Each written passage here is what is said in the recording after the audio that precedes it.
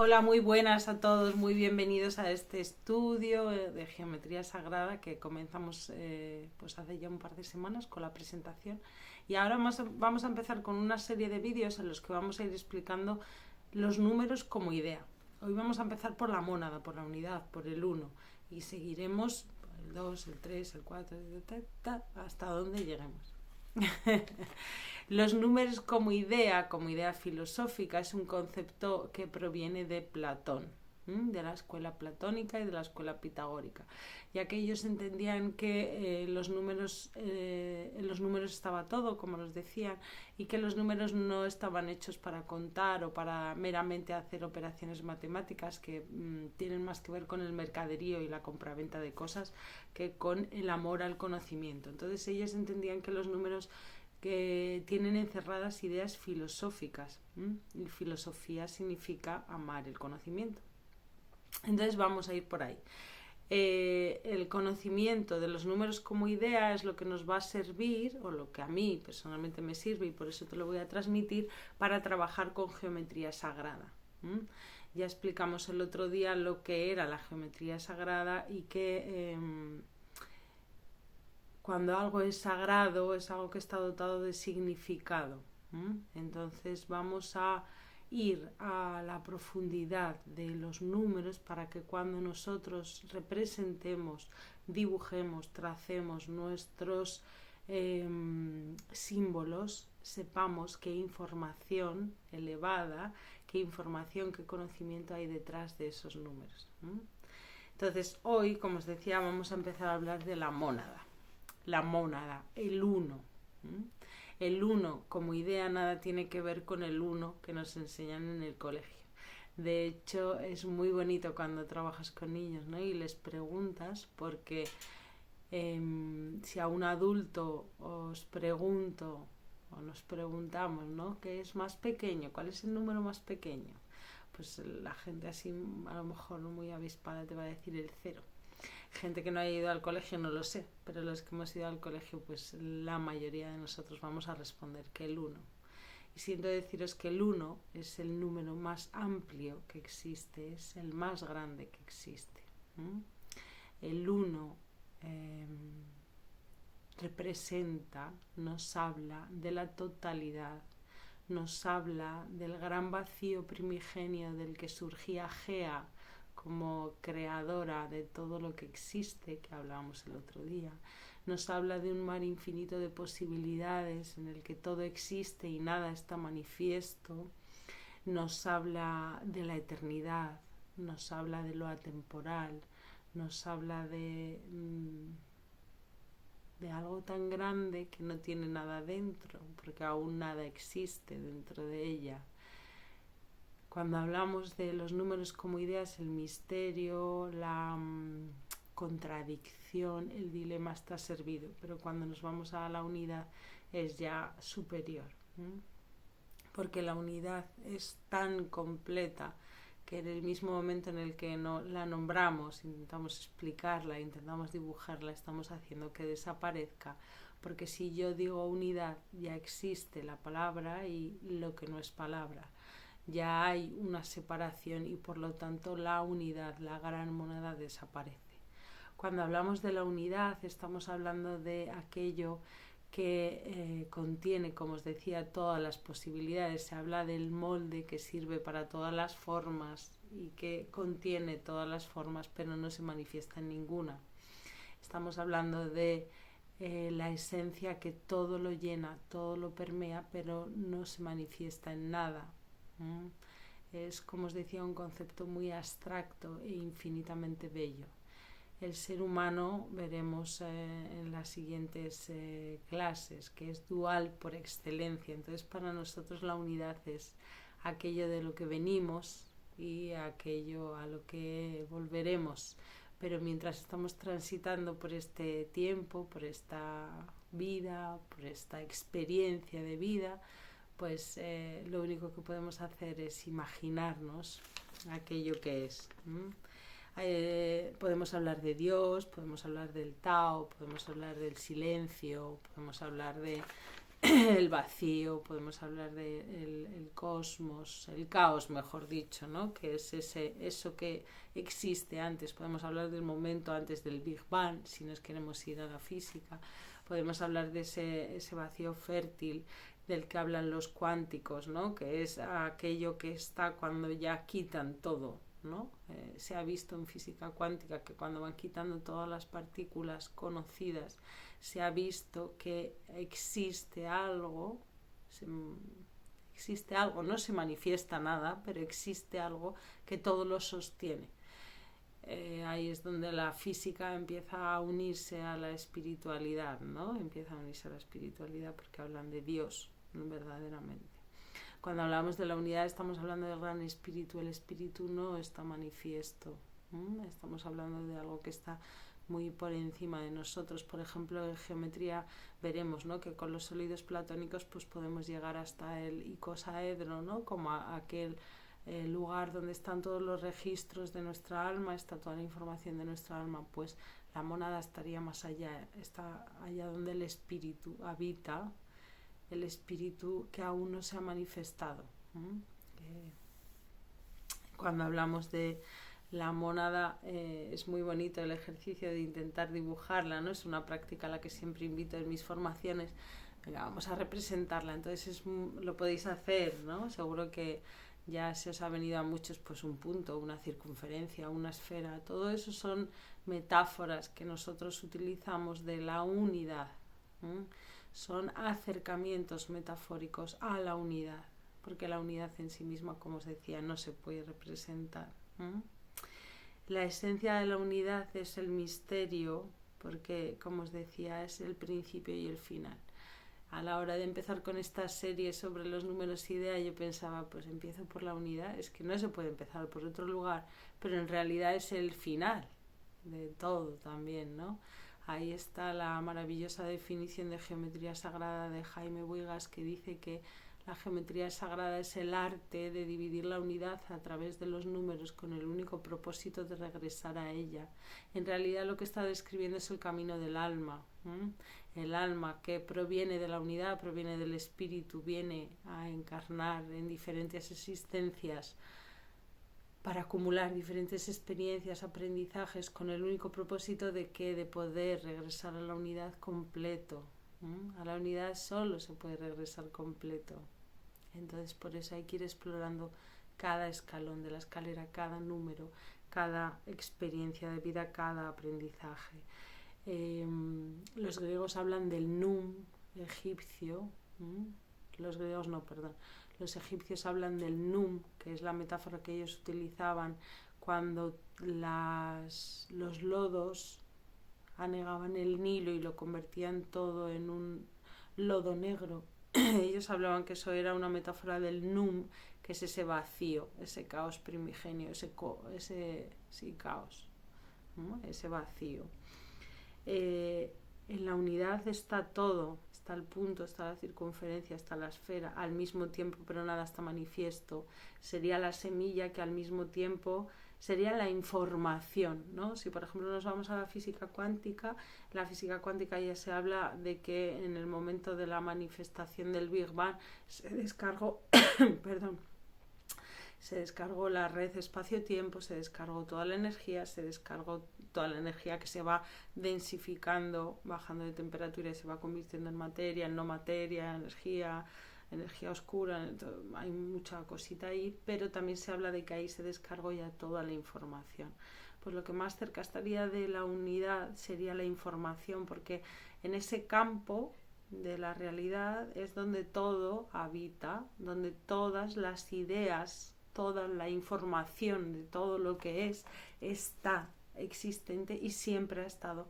Lo único que hacemos nosotros en un momento determinado, nosotros o la naturaleza o cualquier ser, es acceder a ese campo de información. Por ejemplo, ¿no? Es como se dice que Edison, no lo sé, no me lo voy a plantear, se dice que Edison descubrió la bombilla. Entonces se supone que la información para poder crear una bombilla siempre ha estado ahí, porque todo está desde el inicio, siempre ha estado y siempre estará.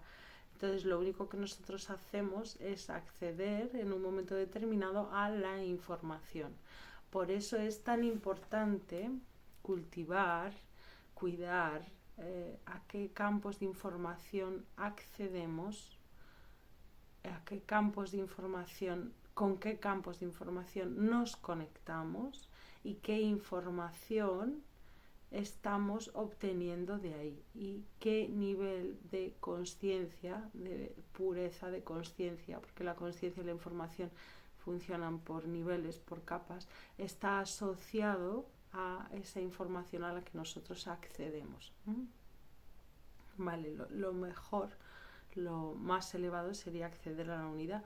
Los pitagóricos hablaban de que su Dios era la unidad, que ellos desplegaban en 10 puntos que formaban la tetractis, que forma una pirámide a base de puntitos. Esto lo podemos ver otro día.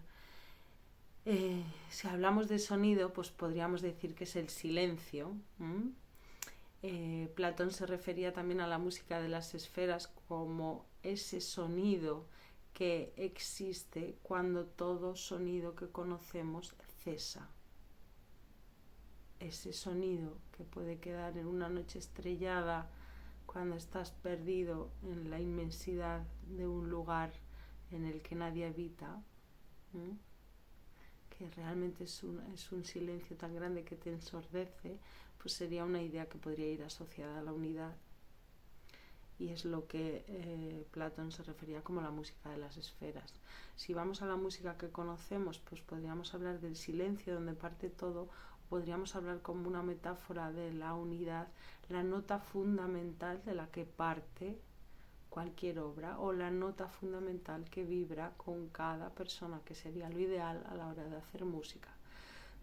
Vamos a ver a lo largo de esta serie de los números ideas también cómo las ideas asociadas a los números se pueden asociar y están asociadas originalmente a las notas musicales. Entonces lo ideal sería, para realizar una pieza musical, conectar con la nota fundamental, el sonido fundamental que esté vibrando en esa persona con la que yo trabajo o en ese momento en el que yo voy a crear una pieza, y a partir de esa nota fundamental, que sería mi unidad, iría creando una escala única para esa persona y para ese momento.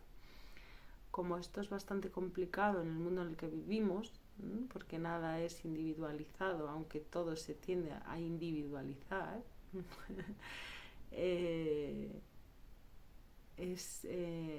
lo que se dice, otra metáfora de la unidad, es la nota do, sería el do, que es a partir del cual, por consenso, se han ido creando las escalas. Entonces ese do sería la nota fundamental de la que partiríamos, sería la unidad de la que partimos, y veremos cómo eso va formando las otras notas a través de los otros números. La unidad es inmutable, es continua, es eterna.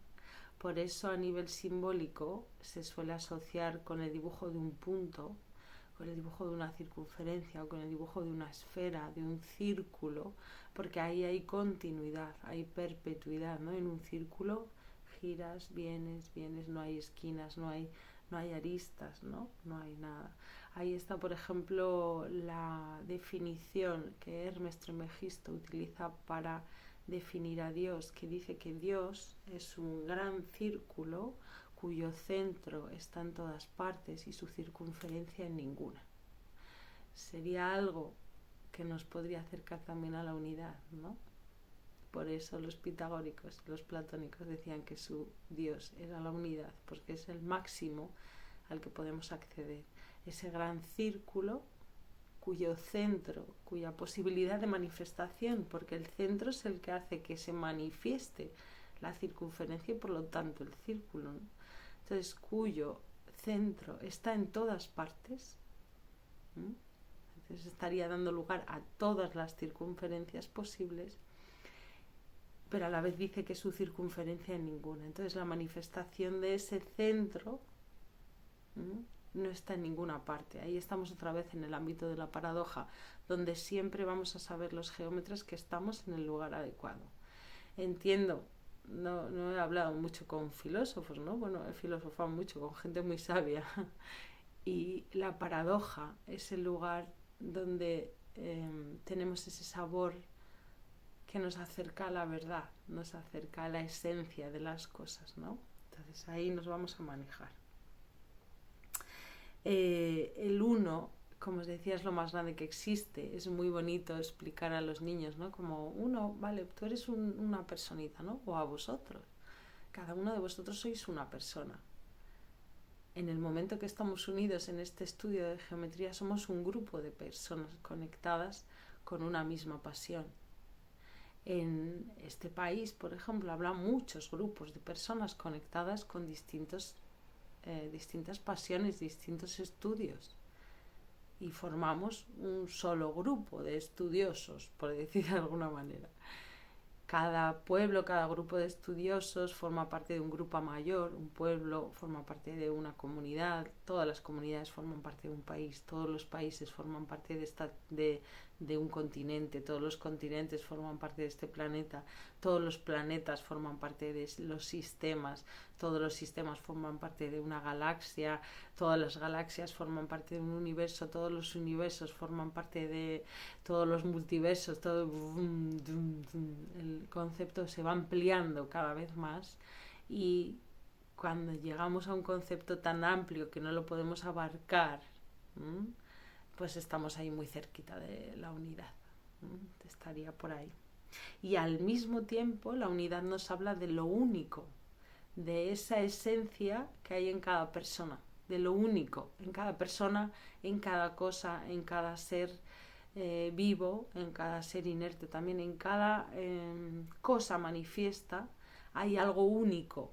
Entonces fijaros otra vez la paradoja, es lo más grande que existe, ¿no? Y a la vez es eso tan esencial y tan íntimo que somos cada uno de los que somos o de los que no somos, la esencia, ¿no? De las cosas. Estamos siempre ahí en la paradoja. Todo está permeado por la unidad, todo forma parte de la unidad, pero la unidad no se manifiesta en nada de lo que forma parte de ella. La manera de percibirla, se habla, ¿no?, de lo eterno, de lo inmutable, y se habla también del amor incondicional, como la manera que tenemos de percibir el amor. Y al preparar esta charla me acordaba de un niño, no hace mucho tiempo, que hablando del amor en el cole le preguntaron el amor, tal, pues no se ve, tal, bueno, los niños filosofando con estas reflexiones que tienen tan maravillosas, ¿no? Y hubo uno que dijo, sí, el amor es como el azúcar. El azúcar. Sí, y claro, le preguntaron, ¿y por qué? Porque tú el azúcar lo pones en la leche, se disuelve y no lo ves, pero lo cambia todo. Entonces ahí se me ha venido, ¿no?, como una idea muy bonita de que hay algo que está disuelto en todo, que está en todo, pero y que lo cambia todo, lo hace que todo sea sustancial, pero no está manifiesto, no se ve, no se toca, no se siente. Entonces la unidad se siente. Cuando entramos en un profundo estado de conexión con nosotros mismos, con la totalidad, con la vida, sentimos la unidad, sentimos esa conexión con el todo. Entonces la unidad es algo que se siente, pero no se manifiesta. Lo que hacemos los geómetras es buscar, como os decía, metáforas. Hay algunas muy cercanas, como estas que os contaba, el punto, la circunferencia, la esfera, y hay otras que se alejan más de la unidad, como pueden ser formas, cualquier forma se va alejando cada vez más de la unidad. Pero los geómetras, por ejemplo, siempre vamos a trabajar con formas regulares, porque en una forma regular podemos encontrar su centro. Y siempre que encontramos el centro de una forma podemos trabajar una circunferencia, podemos inscribirlo en una circunferencia, y por eso va a ser una manera de acercarnos a la unidad, va a ser una forma de saber que estamos en la unidad, estamos en una parte de la unidad y ella está allí presente, ¿no? Y más que contaros. Espero que sintáis lo que siento yo al hablar de la unidad, o lo que han sentido tantos que han hablado de la unidad, ¿no? De la totalidad, de lo que todo lo contiene y todo lo forma y no está en nada. Espero que os sirva y os pido que recordéis que todos formamos parte de una misma unidad. Todos estamos unidos en esa gran unidad de la que formamos parte.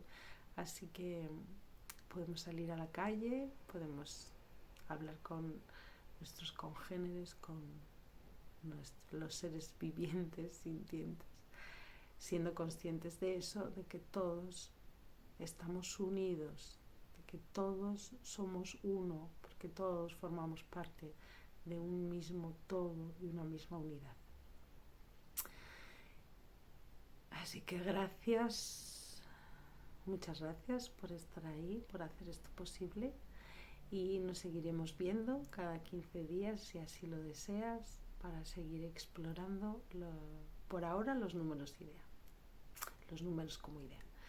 Un abrazo muy fuerte y nada, a formar parte de la unidad.